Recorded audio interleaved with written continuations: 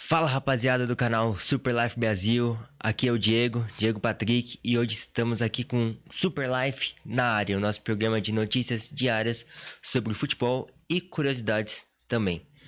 Hoje aqui vamos falar primeiramente sobre os treinadores da seleção brasileira. Seleção brasileira que até uns dias atrás estava acertada na teoria com Carlo Ancelotti, o treinador italiano. Mas, de acordo com vários jornalistas renomados e com até uma posição oficial da CBF, as negociações se encerraram por conta de não ter um acordo entre a Confederação Brasileira, o Real Madrid e o treinador italiano. Com isso, os fãs de futebol ficam se perguntando quem será o novo treinador da seleção. E os principais nomes são Abel Ferreira ou Jorge Jesus, dois treinadores muito conhecidos no futebol brasileiro. Aqui trouxemos as estatísticas deles, onde eles estão atualmente, os clubes que estão treinando e as estatísticas totais das carreiras deles. Dois treinadores muito conhecidos aqui, o Jorge Jesus com uma carreira mais longa por treinar já muito mais tempo, e o Abel Ferreira, um treinador muito vencedor pelo Palmeiras. Então vamos começar o programa debatendo qual dos dois seria a melhor opção para a seleção hoje, certo? O que você acha, Rude, da situação que tá a nossa amarelinha aí? Não contrata ninguém, Ancelotti vem, não vem? Boa tarde a todos. Boa tarde, Rude. Eu tinha um sentimento que o Ancelotti não ia vir mesmo, porque a negociação com o Real Madrid sempre foi difícil. Eu não lembro, depois falaremos mais sobre, mas eu não lembro se ele tem mais um ano de contrato com o Real, alguma coisa assim.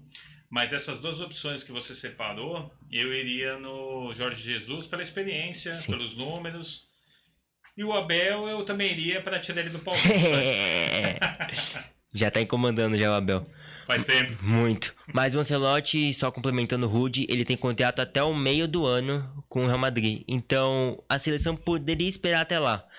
Mas do momento político que a CBF tá vivendo, o Edinaldo quer tentar pegar um treinador para agora já, para conseguir preparar o time para a reta final das eliminatórias. E a minha opinião sobre o possível técnico, eu também concordo com o Rude, eu iria de Jorge Jesus. O Abel Ferreira é um cara muito vencedor pelo Palmeiras, mas para mim o Jesus já se provou mais no Brasil, pelo Flamengo, que aquele Flamengo de 2019 ganhou tudo, e também em outros trabalhos, como no Benfica 2 vezes, e agora no Al-Hilal, que ele tá destruindo lá na Arábia. Tudo bem que futebol árabe não é aquelas coisas, mas o Jorge Jesus tá indo realmente muito bem.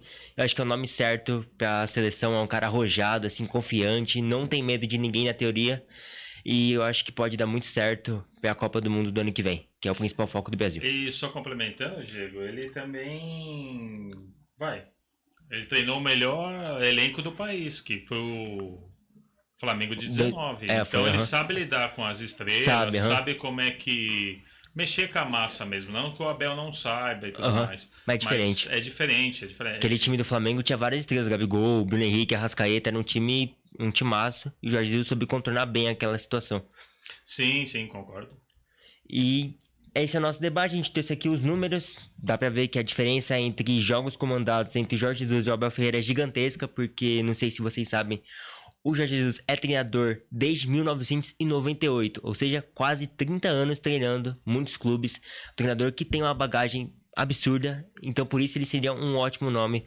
Comparando com o Abel, que também tem um aproveitamento muito bom, mas ainda tem que se provar para assumir uma seleção gigante como a do Brasil. Então, para mim, venha Jorge Jesus e que faça um bom trabalho.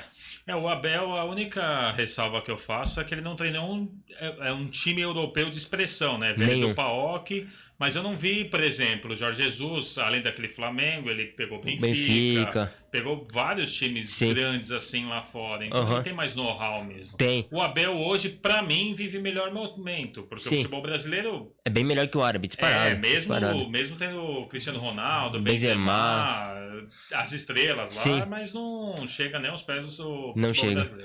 Porque a qualidade é muito ruim e mesmo tendo os craques, não dá pra competir. O Abel, o primeiro time dele foi o PAOK, depois ele foi pro Braga, aí o PAOK de novo e depois ele foi pro Palmeiras, que é onde ele tá até hoje, e é um treinador lendário do Palmeiras, mas por essa questão de experiência e bagagem, eu fico com o Jorge Jesus também. Essa foi a primeira notícia mais impactante de hoje, porque até ontem o Ancelotti estava acertado na seleção, de acordo com o Fabrício Romano, um dos jornalistas mais renomados do futebol. Ele estava acertado e ia ser anunciado no máximo até o fim da semana, só faltava assinar o contrato, mas acabou não dando certo. Agora a próxima notícia, ainda falando sobre seleção brasileira, mas sobre os polêmicos uniformes para o final de data FIFA, de eliminatórias da Copa do Mundo e para a Copa de 2026, que vai acontecer nos Estados Unidos, México e Canadá. Temos 2 uniformes aqui. Eu gostei do amarelinho com a Jordan, mas o vermelho tá causando muita polêmica justamente por não fazer parte das cores da bandeira do nosso país, do Brasil. Então muita gente tá falando que não aceita isso e que só vai fazer a imagem do país ficar pior ainda no mundo do futebol, e que é uma jogada da Nike para vender, que eles não estão se importando com a opinião do torcedor. Eu também particularmente não gostei. Eu gostei da mudança de Nike para Jordan, acho que dá uma diferenciada, que a Jordan nunca patrocinou nenhum time, nenhuma seleção nacional, então acho que pode ser uma boa ideia, mas da questão da cor, eu particularmente não gostei. Qual a sua opinião sobre isso, seu Ruth? Não existe vermelho, né? Não existe. Não existe. É o que nós comentamos várias vezes. Uma coisa é algo pontual, que nem a camisa branca da seleção. Homenageando o passado. A camisa branca, nos primórdios da seleção, sim, existiu. Jogava assim. Então, que nem na Copa do América de 2019, jogou que ela assim. Foi... Beleza. Sabe, que nem a camisa preta, do racismo, né? Do racismo, Vinícius Júnior, tranquilo. Mas jogar uma Copa do Mundo com vermelho, é que nem a gente fala. Uma coisa, sei lá, é uma campanha para conscientizar as pessoas a doarem sangue. Mas Copa do Mundo é outra parada. Copa do Mundo tem que ir no clássico, tem que ir no que já deu certo. Não vai inventar em Copa do Mundo. Se for pra jogar um joguinho, pra alguma campanha, igual o Ruth falou, até vai. As Copas do Mundo são os 7 jogos mais importantes a cada 4 anos de uma seleção. Então tem que ter seriedade. Ultimamente não é 4 pro Brasil, né? No máximo é 5 e olha lá, né? Mas em contraponto, seria legal a seleção vestir vermelha. Porque daí... não vou entrar em assunto político, é tranquilo. Mas seria legal, porque a seleção brasileira tá tão descaracterizada, jogadores tão ruins, que é melhor deixar quieto. Veste vermelho mesmo, cara. Essa seleção, com os jogadores atuais, mesmo tendo Vinícius Júnior como o melhor do mundo, não merece vestir o verde e amarelo, não merece vestir o azul, não. Os jogadores estão sem raça, sem vontade, e parece que não estão mostrando respeito com a camisa da seleção brasileira, que é tão pesada. Porque não dá pra entender, jogadores que jogam tão bem pelos clubes dele, como o Vinícius Júnior, o próprio Rodrigo, o Rafinha, pela seleção eles não conseguem atuar bem. É algo que não dá pra entender como que eles não jogam bem pela seleção e pelos clubes sim.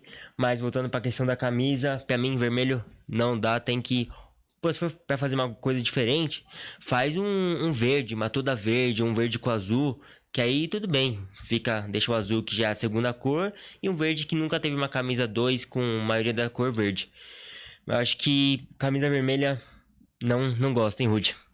Não, e é que nem a gente tava falando, eu sou old school, cara, eu não que nem torço pro Corinthians, tudo, camisa roxa, laranja, descaracteriza demais, né? Foge da identidade. Foge, uma coisa é que nem, por exemplo, o Santos, que a gente tava comentando, azul beleza, faz parte da tradição dos primórdios e tudo mais, mas camisa roxa, o que tem a ver, cara? O que tem a ver camisa vermelha da seleção? Descaracteriza. Beleza, eu sou mais conservador, sou mais tradicional, mas, a camisa da seleção não mexe. De clube ainda passa, mesmo não gostando, sabe? Dá pra dar uma inventada nas do clube, mas a seleção tem que ser o padrão, tem que ser o clássico, não tem jeito.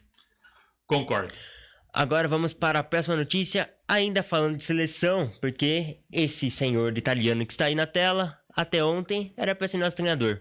Mas hoje saiu a notícia que ele não será o treinador da seleção brasileira e que terá uma proposta da Arábia para ele. O Al Hilal, clube, coincidentemente, onde Jorge Jesus está hoje, vai fazer uma proposta de 150 milhões de euros de salário para o Ancelotti, para ele ser o treinador do Al Hilal já para o Super Mundial de Clubes, que começa no meio do ano, em julho.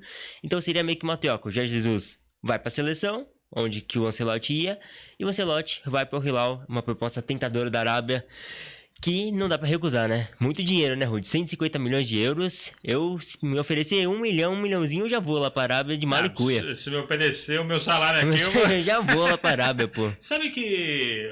Vamos entrar num outro contexto, Diego. Se não fosse nenhum desses nomes, se não fosse o Jorge Jesus, Nem o Abel Abel Ferreira, ou o Ancelotti, quem você chamaria? Eu chamaria pensando, tipo... Tudo bem, ó. Eu vou falar um que tá empregado, mas eu acho que... Para a seleção brasileira hoje, ele poderia ser ideal, porque para mim a questão não é tática ali. Os jogadores sabem jogar, tanto que eles vão bem no clube. Ali é dominar o grupo.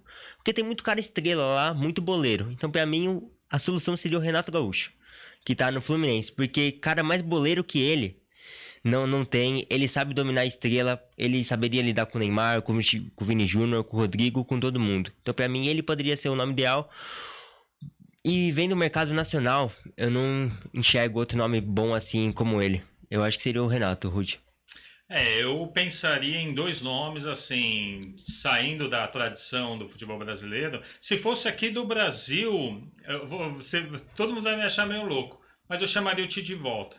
Porque ele fez foi o último que teve um bom ciclo, Sim, tanto nas eliminatórias. Ciclo inteiro, né? Ele já fez 2 Copas do Mundo e, cara, o mercado tá muito fraco. Muito ruim. O Dorival Júnior não é técnico de seleção, o Diniz muito menos. E pra mim, Renato Gaúcho, que você falou, ele sabe lidar com uma boleirada, mas não sabe lidar com esquema tático, não teve uma experiência lá fora. Não que o Tite tenha, mas ele já participou de 2 Copas do Mundo. Sim, é outro nível, Tite. Sim, mas se fosse lá escolher outros técnicos, eu chamaria, por exemplo, na minha frente, tirando o Ancelotti, até o Jorge Jesus, eu chamaria o Guardiola ou eu chamaria o Zidane. Porque o Zidane tem 4 ou 5 Champions. Ganhou 4 Champions pelo Real Madrid. Então, ele também sabe lidar com grupo, estrela, com esquema tático também. Esquema tático, é vencedor. Muito. Já várias vezes enfrentou a seleção brasileira, tem know-how de Copa do Mundo. Eu escolheria o Zidane ainda. O Deschamps, eu não sei se vai. Provavelmente vai continuar com a França, provavelmente. Mas eu pensaria no Zidane, assim. E agora eu vou falar uns nomes internacionais. O Mourinho me agrada muito. José Mourinho é uma escolha pra mim que seria perfeita. Ou um brasileiro, o Felipe Luiz. Mas o Felipe Luiz eu acho que ele tá muito no começo da carreira de treinador ainda. Não tem nem 20 jogos direito pelo Flamengo. Então, talvez para a Copa de 2030, eu acho que o Felipe Luiz seja uma boa. Mas para a próxima, eu acho que ou iria no Renato Gaúcho, para você ver, Renato Gaúcho ou Mourinho. 2 nomes um pouco distantes. Mas para mim são os ideais. Você citou o Felipe Luiz, eu também chamaria o Felipe Luiz. Ele é muito bom treinador. Mas estudioso, né? Pegou um Flamengo também forte. O pouco que a gente viu de esquema tático deles, laterais entrando. Sim. É um cara que entende, ele entende do jogo. A triangulação e tudo mais. Mas está muito imaturo, assim. Sim, tá sem experiência. Agora, se foi para, como eu falei, para chamar um medalhão hoje no Brasil, eu votaria com o Tite. O Tite, ele fez um trabalho pela seleção muito bom, porque nas eliminatórias o Brasil quase não perdeu. Perdeu, se não me engano, 1 ou 2 jogos. E as derrotas que o Tite tem, na maioria, são decisões. Então ele perdeu a Copa América para a Argentina em 2021. Perdeu as quartas da Copa em 2018. E as quartas contra a Croácia. Então, ele perdeu os jogos que na teoria não eram para perder. Então, isso que ele foi cobrado. Ele ganhou os jogos na teoria fáceis e perdeu os de Copa do Mundo. Mas hoje a gente viu que esses jogos de eliminatória não são fáceis, porque o Brasil tá penando para passar nas eliminatórias, tá na 4ª colocação. E se não fosse uma baba, as eliminatórias são de 8 times, 8 seleções se classificam, o Brasil teria grandes chances de não se classificar para a Copa. Então, para mim, o nome ideal seria o Jorge Jesus, mas tirando o Jorge Jesus, ou Abel Ferreira, Renato Gaúcho ou José Mourinho. E só para finalizar o assunto do Tite, todo mundo reclama que nem você falou, as eliminatórias são fracas, tem seleções fracas, mas o Tite, as 2 eliminatórias que ele fez, ele ficou em primeiro, cara. Ele perdeu pouquíssimos jogos. Um jogo perdeu só. Então, ele perdeu pouquíssimos jogos e o problema dele sempre foi, desde os clubes, mata-mata. Mata-mata. E privilegiar sempre alguém. Enfim. Sim, as panelinhas, né? Mas eu chamaria ele por causa desses motivos de Copa do Mundo. Porque tá muito atrapalhado, tá muito bagunçado. Pelo menos ele sabe como arrumar. Sim. Ficaria puto porque ele deixou de treinar o Corinthians? Beleza. Hoje ele é o treinador home office. Ele é home office do Peixão hoje. Tudo bem, mas eu chamaria ele. O Tite, caso todo mundo desses aí recusassem, o Jorge Jesus, o Abel Ferreira, pra mim, o Edinaldo ligava pro Tite e falou: Tite, venha, desculpa aí por a gente ter chutado você e vamos dar mais uma chance pra ele na Copa aí. E a próxima notícia, Diego? A próxima notícia é sobre o Champions League. Ontem começaram as semifinais dessa edição, no jogo entre Arsenal e PSG. O jogo foi lá na Inglaterra, no Emirates Stadium.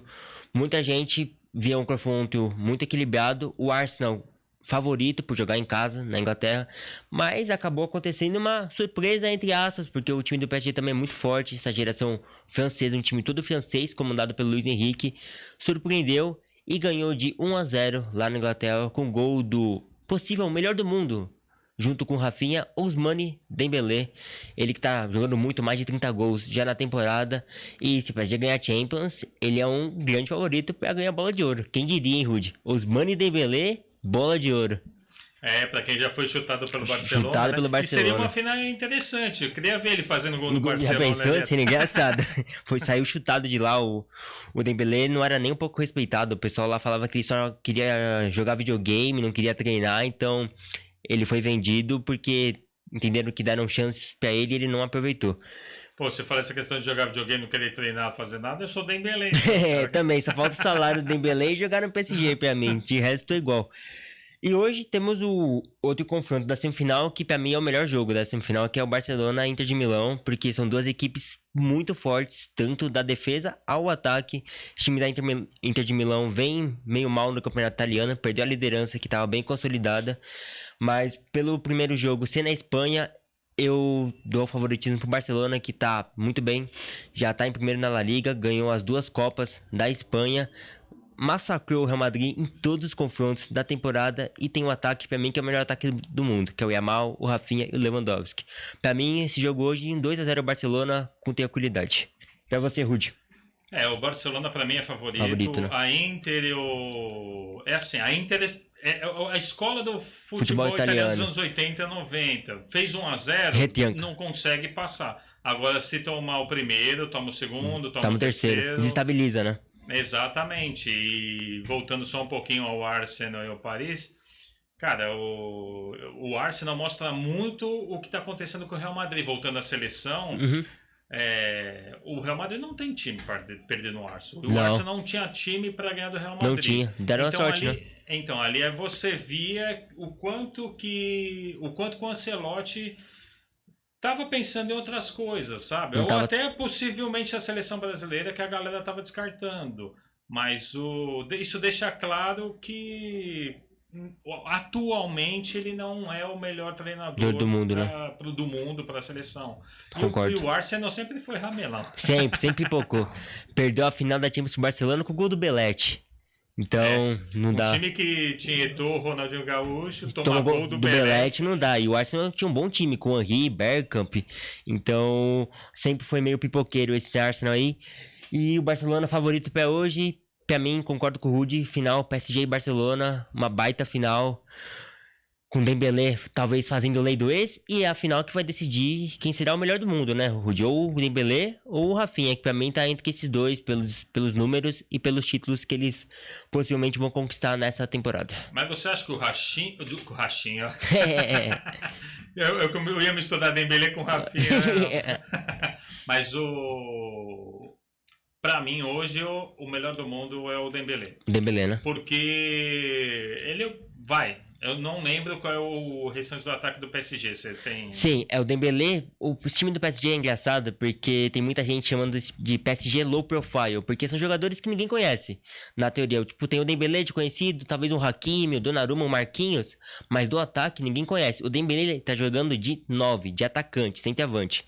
Por isso que ele tá fazendo muito gol. Então é o Dembélé, um francês chamado Doué na ponta esquerda e o Kvaratskhelia, o que era do Napoli, da Geórgia. Então é um bom ataque. E o Dembélé tá fazendo essa função de 9, por isso que ele tá fazendo muito gol. Porque nunca foi a do Dembélé fazer tanto gol assim. Ele era um jogador de ponta que cortava e cruzava. Mas por isso que o time do PSG tá encaixadinho e ajudando o Dembélé a fazer muitos gols.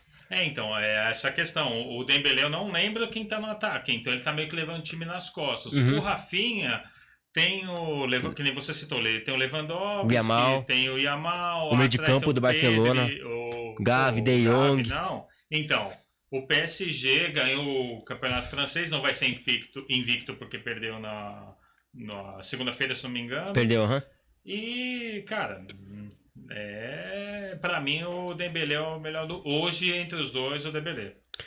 Eu vou discordar do Rudy, pra mim é o Rafinha, porque o Rafinha tem se mostrado pela evolução do Rafinha. O Rafinha, até na temporada passada, ele estava sendo descartado pelo Xavi. O Xavi não queria mais que ele jogasse pelo Barcelona, e agora ele tá com o status de melhor do mundo, fazendo gol em todos os clássicos, em mata-mata de Champions. Ele é um dos artilheiros da Champions, já vai bater o recorde do Cristiano Ronaldo em gols em uma edição de Champions. Então, pra mim, se o Barcelona ganhar Champions, é Rafinha, sem dúvidas. Só se a FIFA, The Best, não cometerem o mesmo erro que fizeram com o Vini no passado, né? E darem ou pro Yamal, pro Pedro da vida. Então, tomara que não. Mas pra mim, é entre Dembélé e Rafinha, sem dúvidas. O Rafinha, talvez eu esteja com raiva dele por causa do que... Ele não fez o que prometeu. Não fez. Falou que ia ser porrada neles. Se tivesse perdendo de 4-1, ganha na porrada. Não ganhou nem na bola. Sem apologia violenta. Não ganhou na porrada e nem na bola. Pipocou pros argentinos, Rafinha. Então.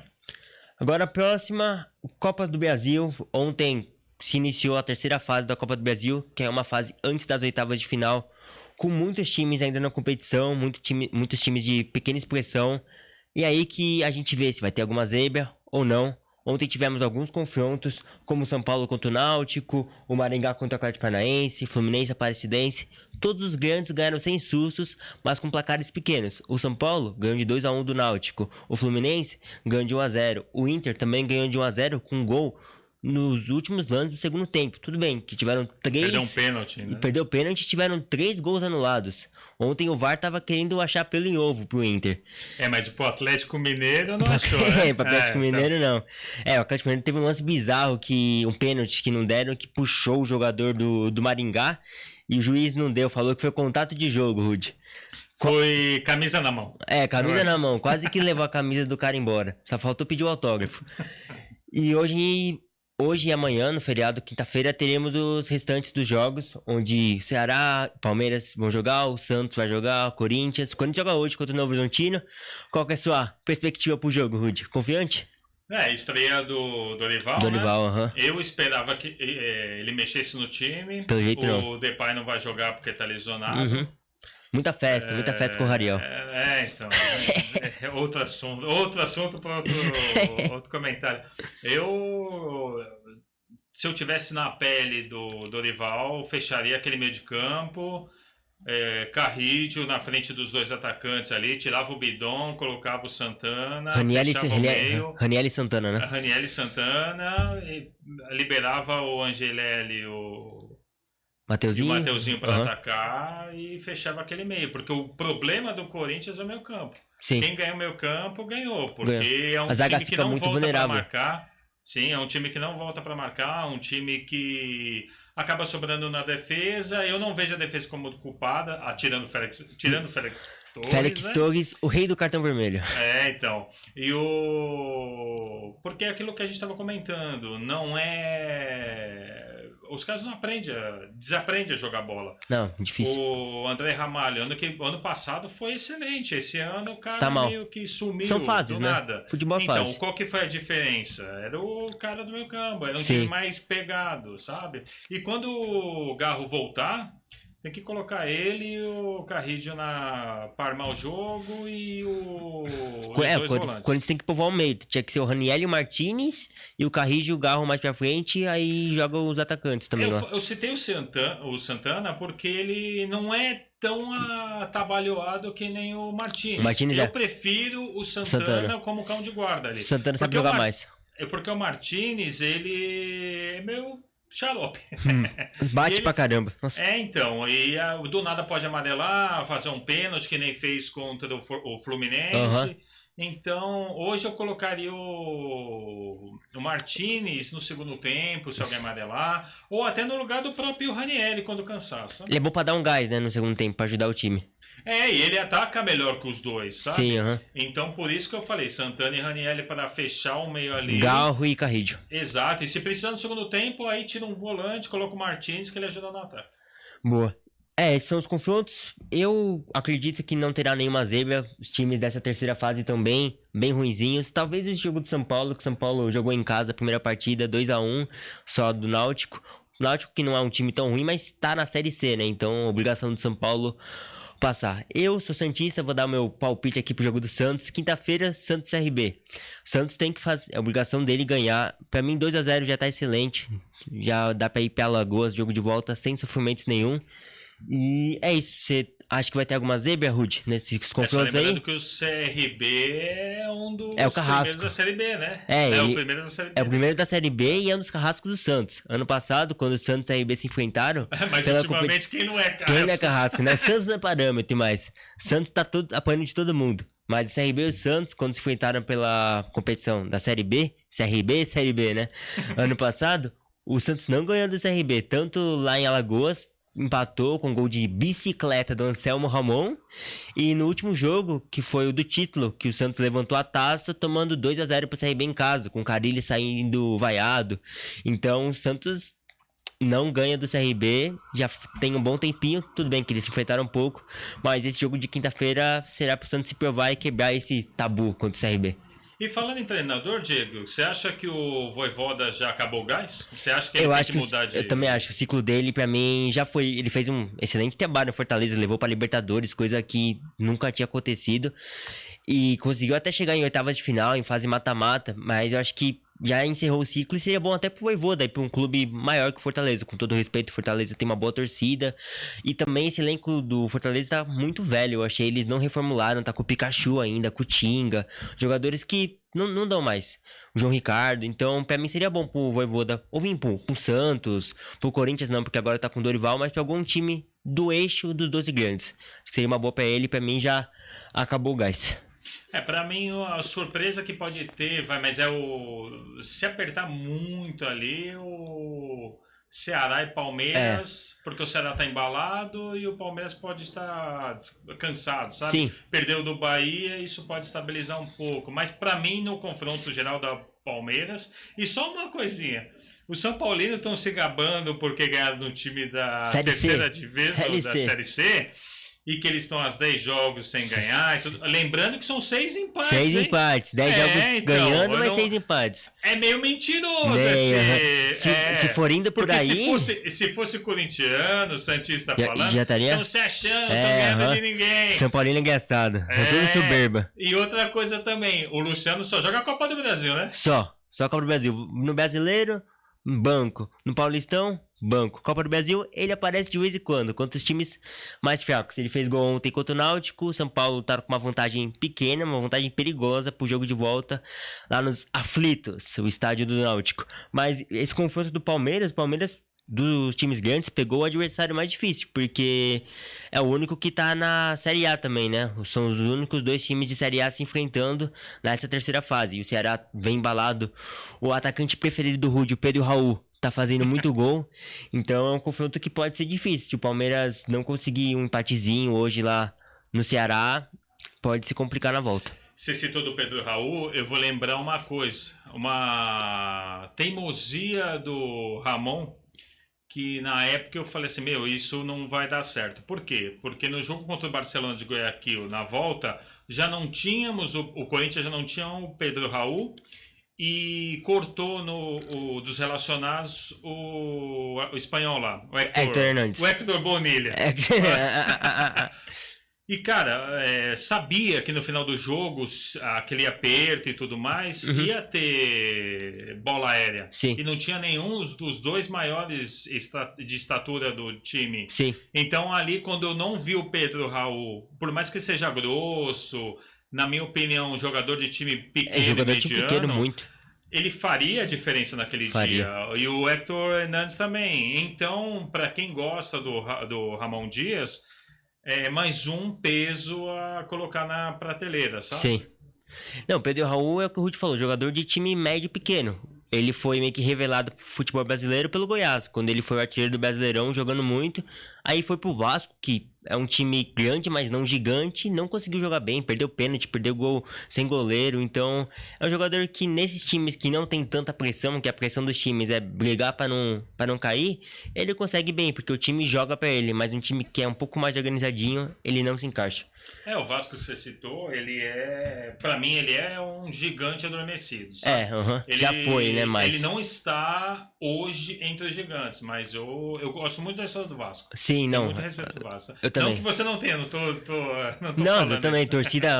A torcida do Vasco, pra mim, é uma das melhores do país. Eles apoiam muito, tanto que o time cai quase todo ano aí. Eles não deixam de ir no estádio, lotar. É uma das torcidas mais apaixonadas que tem, a do Vasco. É isso aí, Diego. Mais alguma coisa? Não, em geral, esses confrontos estão bem legais. Mas também acho que não vai ter nenhuma surpresa, não. Os grandes, os favoritos vão passar. E a partir das oitavas, a competição fica mais acirrada. Podem ter clássicos já agora nas oitavas. Então, a competição vai pegar fogo na próxima fase. São essas as notícias de hoje. Foi bom o nosso bate-papo aqui no Super Life na área.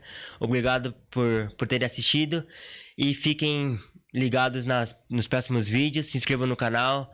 Deixem o gostei. E tamo junto. Nós. É isso aí, galera. Muito obrigado. Deixe o seu gostei. E é isso aí. Siga a programação do Super Life. E tamo junto. Tamo junto. Abraço. Abraço.